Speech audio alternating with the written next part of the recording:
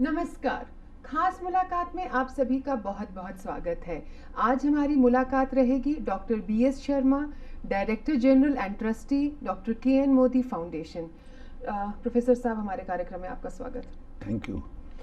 Doctor Kedarnath Modi foundation, इसके पीछे vision क्या है? You have been founder and for decades you have been associated with this foundation. Doctor Kedarnath Modi universities का जो vision है बहुत सिंपल है, इस तरह से कि ये ऐसा विश्वविद्यालय हो जो सब जगह स्वायत्त और पूर्णतया अपने ही वित्तीयकरण के आधार पर एक बहुत मानी हुई और इज्जतदार यूनिवर्सिटी उभर करके आए, जिसमें राष्ट्र और अंतर्राष्ट्रीय लोग आएँ, पढ़ें, लिखें और देश के और समाज के विकास के कार्यों में जो है अपना अंशदान दें। 7 दशक से ऊपर हो गए हैं आपको ये कार्य करते हुए, जो आपने अभी बताया है, जिस विजन को आपने एक सक्रिय रूप में आप सामने लेकर आए हैं, बहुत हद तक सक्सेसफुल भी रहे हैं। आपने शिक्षा को किस तरह बदलते देखा है? आपको लगता है कि शिक्षा जो तब थी वो अब नहीं है, या मूल रूप वही रहा है? देखिए, शिक्षा में बहुत परिवर्तन आए हैं। शिक्षा कोई एक स्थायी प्रकरण नहीं है, वो समाज के और मानव के आर्थिक और वित्तीय विकास की ओर ले जाए, उसके लिए एक प्रकरण है। तो समाज की आवश्यकताएं बदलती रहती हैं, तो शिक्षा भी अपनी जो समाज को दे सकती है बदलती रहती है। जहाँ तक KN मोदी फाउंडेशन का सवाल है जी, हमने 1942 में पहले स्कूल एजुकेशन से शुरू किया डॉक्टर केदारनाथ मोदी ने, जिसमें लड़कियों की शिक्षा में बहुत ज़्यादा जोर दिया गया जी, और स्कूल खोले गए, और बढ़ते बढ़ते ये डिग्री, पोस्ट ग्रेजुएट, रिसर्च, और पिछले 20 सालों के अंदर हमने तकनीकी, हेल्थ साइंसेज, मैनेजमेंट, इस दिशा में बहुत आगे बढ़े हैं। तो जितने भी पिछले 15 सालों में संस्थाएं बनी हैं वो टेक्नोलॉजी एरिया में हैं, हेल्थ साइंस एरिया में हैं, फार्मास्यूटिक्स में हैं, मैनेजमेंट में हैं, और हम even we have done something on nano technology in that. एक और चीज़ है कि आपके मोर देन 26 कैंपस हैं, मोर देन 50 प्रोग्राम्स आप चलाते हैं। इसमें जो पार्टिसिपेशन है स्टूडेंट्स का, वो कितना है? गर्ल्स एंड बॉयज़ का रेशियो? लगभग जो हमारे गर्ल्स कॉलेज हैं उनमें तो 100% गर्ल्स ही हैं, जी, लेकिन जो हमारे कोएड इंस्टीट्यूशंस हैं उनमें लगभग ऐसा है कि 30 से 35% लड़कियां हैं, बाकी जो है बॉयज़ बॉयज़ हैं।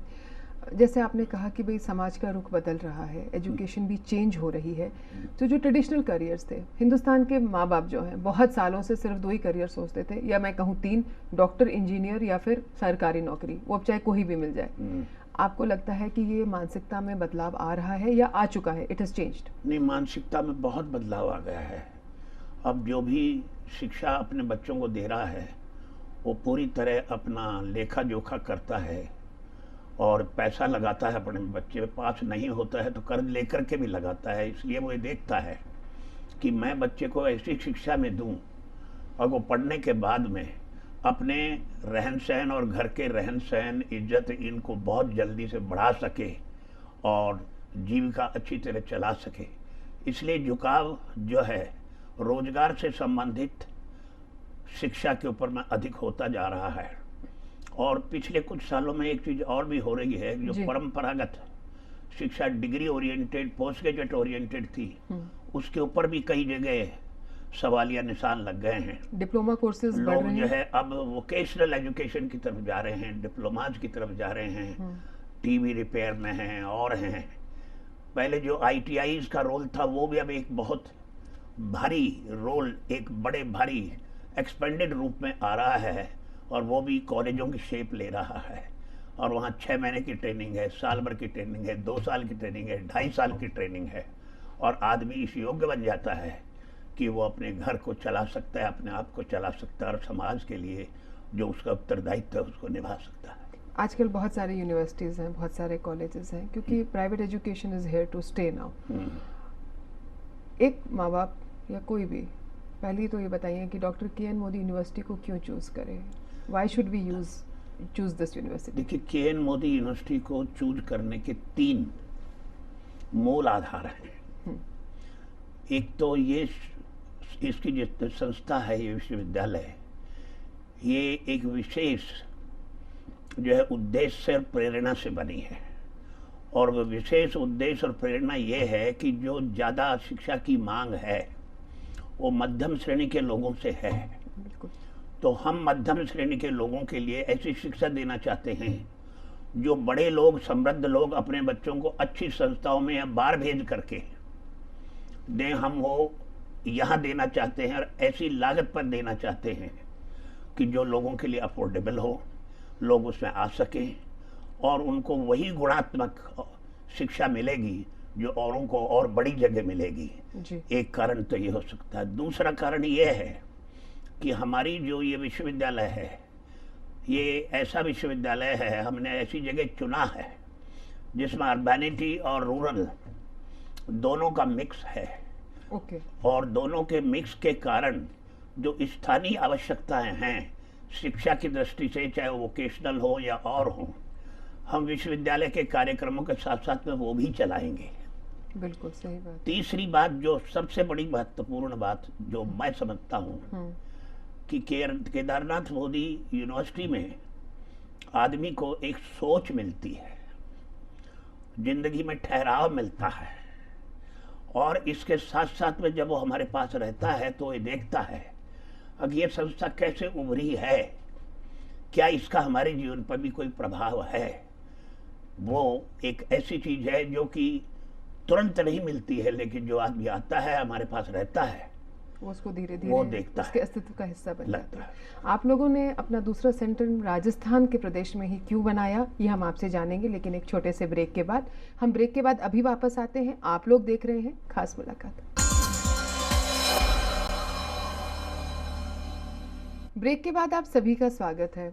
प्रोफेसर शर्मा, आपका जो मेन सेंटर है, जहाँ आपके पूरे ये अलग अलग independent campus in one area है, दैट इज़ इन मोदी नगर, वो तो सभी जानते हैं।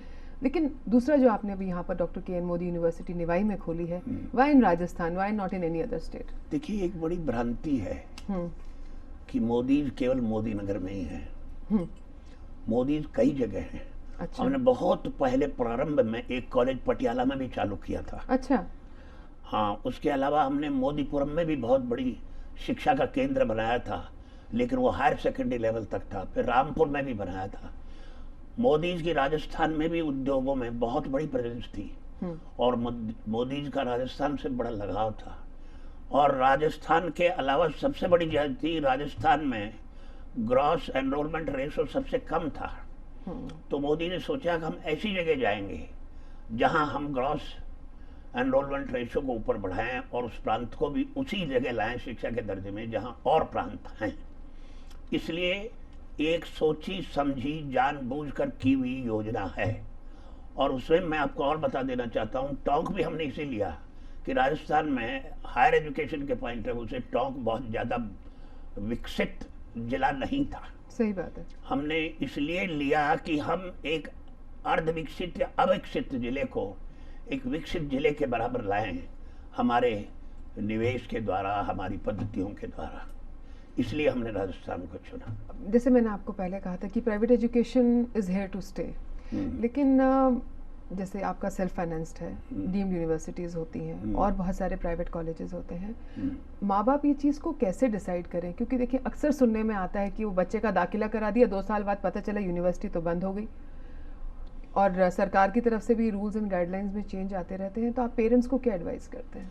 मैं पेरेंट्स को सिर्फ 2 एडवाइस देता हूँ जी। कि जिस भी संस्था में वो अपने बच्चे को पढ़ाना चाहता है, वो एक राजस्थान में पुराना शब्द है पोत, वो उस संस्था का पोत पहले जान ले अच्छी तरह कि उनका क्या भूतकाल रहा है, क्या इनका अनुभव है, या केवल एक पैसे वाले बनने के नाते ही संस्था चला रहे हैं, या इनका शिक्षा के संस्था स्थापित करना, चलाना, इनका कोई अनुभव है, या इनके जीवन का शिक्षा के प्रति कोई आस्था है, या इनका शिक्षा के लिए कोई दर्शन है। ये माँ बाप का उत्तरदायित्व है जानना। और अगर जो माँ बाप इसको नहीं निभा पाते हैं तो कहीं उनको कई बार नुकसान भी होता है, हाँ, बच्चे को भी नुकसान होता है। बच्चे को भी नुकसान होता है। दूसरी चीज जो बड़ी इम्पोर्टेंट चीज ये है जो देखनी चाहिए कि जो भी संस्था में बच्चे को दाखिल कराया जा रहा है उसमें देखो उस संस्था का के पीछे जो बच्चे निकल के जा रहे हैं या निकल के गए हैं उनकी मार्केट प्लेस में क्या स्थिति है, उस संस्था में प्लेसमेंट की क्या व्यवस्था हाँ, है। मतलब जो एलुमनाई है वो बहुत कुछ बोलती है संस्था के बारे में। तो उसके बारे में भी जानने की जरूरी है। ये सब जान करके आजकल बच्चों को शिक्षा देना और ऐसी शिक्षा देना जो अच्छी शिक्षा आजकल वही लोग मान रहे हैं जो जीवन में रहन सहन के पद्धति को और अच्छी बनाए। बिल्कुल। तो ऐसी शिक्षा जब आपको देनी है तो सोच विचार करके ही निर्णय लेना पड़ेगा, उसको केवल भगवान भरोसे नहीं छोड़ना पड़ेगा। रिसर्च की आपने बात करी थी, हमें ऐसा लगता है कि हमारे देश में we are seriously lacking in research. जो हमारे प्रीमियर इंस्टीट्यूशंस भी हैं उनमें भी जो एक दर्जे का शोध कार्य होना चाहिए वो नहीं हो रहा है। तभी हमारी इंटरनेशनल यूनिवर्सिटीज़ की रैंकिंग में भी भारत कहीं स्टैंड नहीं करता, हमारे IIT IIMs भी कहीं स्टैंड नहीं करते हैं। छोटे छोटे सिंगापुर जैसे देश हमसे बहुत आगे हैं। रिसर्च में हम लोग इतने पीछे क्यों हैं, पहला सवाल तो ये। और उसके साथ ही जुड़ा हुआ, आपके यहाँ यूनिवर्सिटी में आप लोग शोध कार्य को किस तरह बढ़ावा दे रहे हैं? देखिए, आपने बहुत ही अच्छा सवाल पूछा है कि भारत इतना बड़ा देश होते हुए भी हमारा PhD प्रोडक्शन बहुत लो है, बहुत लो है। और हमारी संस्थाओं में बहुत कम PhD काम कर रहे हैं। अगर हम विकसित देशों के शैक्षिक संस्थाओं को देखें तो देखिए हर संस्था में एक, जैसा आपने कहा, सोच होती है, आस्था होती है, लेकिन सबसे बड़ी बात होती है अवस्था। उस संस्था की अवस्था कैसी है। हमारे यहाँ जो अच्छी शिक्षा देने का सोच विचार जो शुरू हुआ, उत्तरदायी संस्थाएं बनाने का जो सोच विचार हुआ वो इंडिपेंडेंस के बाद हुआ है। और जो बड़े देश जिनके हम उदाहरण देते हैं उनकी अवस्था हमसे बहुत आगे है। लेकिन हमारे यहाँ मूलतः हमने शैक्षिक तौर पर संस्थाएं खोली हैं और मूल आधार शोध कार्य की तरफ में प्रायोरिटीज बहुत कम रही हैं, और जो रिसोर्स एलोकेशन हुआ है उसमें भी इसकी कमी रही है। तो जहाँ तक हमारी संस्था है केदारनाथ मोदी यूनिवर्सिटी, हम प्रारंभ से ही रिसर्च को एक बहुत बड़ा हमारी जो एक्टिविटीज है उनका भाग मान रहे हैं, और उसके लिए हमारा एक नियोजन है और नियोजनबद्ध हम काम कर रहे हैं। हम लोकल PhD की आवश्यकताओं को देखते देखते हुए हम नेशनल इंटरनेशनल रिसर्च के लिए जो संसाधन होने चाहिए टेक्नोलॉजी के आधार पर या अन्य और संसाधन के आधार पर, आप जरूर आइए, देखिए 1-2 साल में क्या काम हो गया है। और उसमें भी हमारी प्रायोरिटी है कि सबसे पहले हम अंतर्राष्ट्रीय क्षेत्र में सार्क देशों में चाहते हैं कि वहाँ के लोग हमारे यहाँ काम करें, बजाय शुरू से ही हम सोचें कि डेवलप्ड कंट्रीज के लोग आए, वो हमारे में अभी नहीं आएंगे वहाँ के scholars. The first step is SAARC nations. SAARC, बिल्कुल सही, बिसाइड्स इंडिया। और उसके लिए हमने एक स्पेसिफिक हमारा प्रोग्राम है, कार्यक्रम है, PhD like any other, and it is a very rigorous PhD program that we have. Okay. It is not just that you come, walk in, register, and after 2 years get a degree. No, there is a lot of coursework, and we are. It is actual research. हम लोग यूँ कहें. And we have this as an independent kind of an activity of the university, and let's hope after a couple of years you will see what we say. You will also see that what we do also. I think we will, you know. जैसे भी आपने कहा कि भाई हमारे यहाँ faculty आए, गुरु की महिमा का तो हमारे देश में बहुत व्याख्यान हुआ है, लेकिन आज ना तो वो गुरु रहे हैं कहते हैं और ना वो शिष्य रहे हैं। आपका क्या मानना है? Well, मैं ये मानने को तैयार नहीं हूँ कि वो गुरु भी नहीं है, वो शिष्य भी नहीं है। मैं तो पिछले 5 दशक से ऊपर शिक्षक ही हूँ, और मुझे ये महसूस नहीं हुआ कि मैं शिक्षक नहीं हूँ। मुझे सम्मान जो समाज ने दिया शायद मैं उतना योग्य भी नहीं था, और जो विद्यार्थी मिलता है वो ऐसा विद्यार्थी मिलता है कि मैं उनको देख करके अपने बेटों से ज़्यादा सुखी महसूस करता हूँ, और वही इस बात के लिए जिम्मेदार हैं कि मैं अपने स्वास्थ्य को ठीक रख पाता हूँ जब उनसे मिलता जुलता हूँ। बहुत अच्छी बात कही आपने। देखिए, हमारे यहाँ एक फिलॉसफी है हम्म, कि समय बदलता है, संबंध बदलते हैं, संदर्भ भी बदलते हैं, मगर संबंध नहीं बदलते हैं। Very nice. तो जो भी हमारे यहाँ विद्यार्थी आएगा वो पढ़ रहा है जब, और पढ़कर चला जाएगा जब भी, वो हमेशा हमारा student हमेशा रहेगा। विद्यार्थी रहेगा, क्योंकि पढ़ना एक लाइफ लॉन्ग है। बिल्कुल। और वो जब भी आएगा हमारे लिए विद्यार्थी है, और हम और ये विश्वविद्यालय जो कुछ उसके लिए कर सकती है करेगी। वो करेगी। आपकी यूनिवर्सिटी में क्या नए कोर्सेज इंट्रोड्यूस हो रहे हैं, ये हम आपसे जानेंगे एक छोटे से ब्रेक के बाद। हम ब्रेक के बाद अभी वापस आते हैं, आप लोग कहीं जाना नहीं।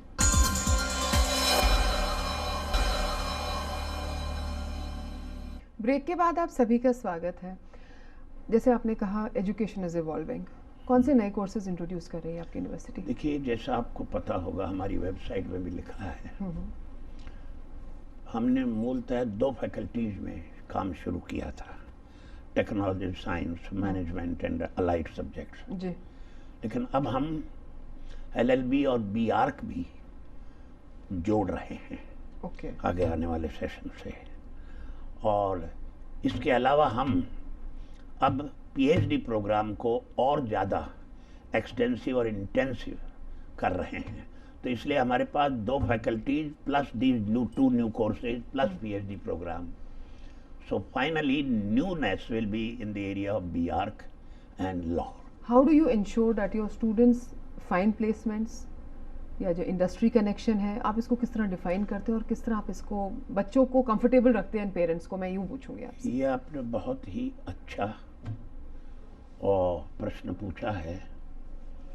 केदारनाथ मोदी यूनिवर्सिटी ने रिसेंटली एक कोलैबोरेटिव एग्रीमेंट साइन किया है। वो किया है पर्पल लीप, जी। एक पियर्सन की कंपनी जो पहले एजुकेशन में थी, अब वो इस प्लेसमेंट के लिए प्रिपरेशन टेक्नोलॉजी एरिया में डिफरेंट फर्म्स की ज़रूरतों के लिए बहुत बड़ा ऑर्गेनाइजेशन बना है वर्ल्ड ओवर। और वो बड़े बड़े कॉलेजों को अपने साथ लेके चल रहे हैं। कारण क्यों है? ये बहुत बड़ा ऑर्गेनाइजेशन है। हमारे यहाँ बच्चों को क्या हो रहा है, ख़ास तौर से मैनेजमेंट टेक्नोलॉजी के बच्चों को, कि जब हमारे यहाँ पढ़ते हैं तो उनकी कंसेप्चुअल फाउंडेशन हम बहुत स्ट्रॉन्ग कर देते हैं। जब वो इंडस्ट्री में जाता है तो कुछ वक्त तुरंत वो कंसेप्चुअल फाउंडेशंस को प्रैक्टिस में इवॉल्व करने में उसको दिक्कत होती है। इसलिए वो बिलेबल बच्चे नहीं कहलाते। वो जो भी उनका काम करें उसके आधार पर वो बिल कर सके कंपनी। इसलिए skill development is very important, so that the moment they go out they become very quickly bailable. This company specializes in this kind of a work, and we have recently, and they will be on our campus. They will have a very big multimedia studio and also satellite kind of a connection, and they will keep in touch with our students. The affairs of the big, large organizations, not only in India but globally, where there are employment. Because we want our students not only to be selected domestically, they should also be selected internationally. Very true. And as you rightly said, that if somebody spends money, he or she wants a return. And one of the criteria of return is good placement. It is, absolutely. Stable placement. It's not that it should be a transitory affair as some people are talking these days. Unfortunately, मतलब बच्चे को 40 दिन के लिए नौकरी लगा दी ताकि 100% placement लिख दें। We are aware of it and we are conscious of it, and we don't want our students to face that. So there is a regular wing which is called the training and placement wing of the students. Okay. For this kind of training, and with this company, and along with our own infrastructure that we have created, we want that we should so place that our placement becomes our instrument of marketing as to who should come to us and who should not come to us, especially in our technology and management courses. You've been a professor of finance and economic policy, a very turbulent field in India. because the what we see of our economic policies and everything else. How much do students actually understand? क्योंकि economics की ज़रूरत अब महसूस हो रही है. ये तो हमारे देश में अब हुआ है कि अगर बच्चा फिजिक्स केमिस्ट्री मैथ्स ले रहा है तो उसको इकोनॉमिक्स एक ऑप्शन दिया जा रहा है, नहीं तो इसको बिल्कुल साइडलाइन कर दिया था, ये तो कॉमर्स वाले पढ़ेंगे. लेकिन आपको लगता है कि इकोनॉमिक्स की बेसिक फाउंडेशन क्या सबके लिए ज़रूरी है, रिगार्डलेस ऑफ योर स्ट्रीम? देखिए, ऐसा है, एक तो छाप लगाना होता है, एक जीवन में व्यवहार करना होता है. चाहे कोई आदमी इकोनॉमिक्स पढ़ा है कि नहीं पढ़ा है, उसको अपनी ज़िंदगी में किसी ना किसी प्रकार की इकोनॉमिक्स तो लगानी ही पड़ती है. तो इकोनॉमिक्स और फाइनेंस तो उसकी ज़िंदगी का एक अंतरंग अंग है, इसलिए वो पढ़ता है. लेकिन अब चूंकि समय बदल रहा है, हालात बदल रहे हैं और विकल्प भी कई बदल रहे हैं, इसलिए अब उसको आदमी फॉर्मल रूप में इकोनॉमिक्स की नॉलेज लेना जरूरी महसूस करने लग गया, ताकि अब तक जो अंदाजे से इकोनॉमिक्स लगा रहा था वो अब न लगाए और सही लगाए और जीवन सही चल सके. प्रोफेसर साहब, एक आखिरी सवाल. हमारे धरती माँ अर्थ की स्थिति किसी से नहीं छुपी हुई है और उस चीज़ को समझते हुए आपकी यूनिवर्सिटी में एनवायरमेंटल फ्रेंडली कैंपस है. हमें संक्षिप्त में बताइएगा, what do you mean by having this? देखिए, एनवायरमेंटल फ्रेंडली कैंपस वो होता है जहाँ विद्यार्थी बड़े आराम से, स्वतंत्रता से मन लगा करके पढ़ सके बिना विघ्न बाधाओं के ही, और उसके साथ साथ में न कोई उसको क्लाइमेटिक ताड़ना मिले या कुछ और मिले. हमारे क्लासरूम्स जितने भी हैं, हमने उनको एयर कंडीशन कर रखा है. इसके अलावा बाहर में हमको ऐसी टोपोग्राफी प्लॉट की मिली है कि हमने इस तरीके से बिल्डिंग बनाई है, direction of wind is always towards the classes. Okay. And at the same time, our campus is very good for other adventure sports, trekking, etc., and which we have made it a part of our activities that they do and utilize it. That sounds and interesting. This is how I feel, and this is what we could do. Living one with nature. This is what we could do in the last 2.5 years. That's wonderful. आपका बहुत बहुत शुक्रिया, आप हमारे कार्यक्रम में. Thank you so much. तो ये थे प्रोफेसर BS शर्मा. अगले हफ्ते हम फिर होंगे आपके बीच. तब तक हमें इजाज़त दीजिए. नमस्कार. जय हिंद.